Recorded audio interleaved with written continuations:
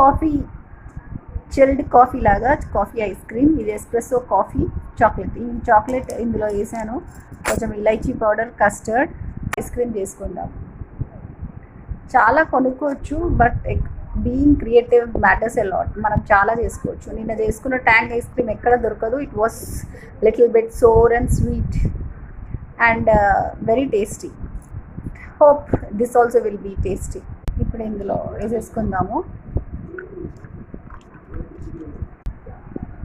చేసుకోవడం స్టార్ట్ చేసిన తర్వాత మల్టిపుల్ చేసుకోవచ్చు.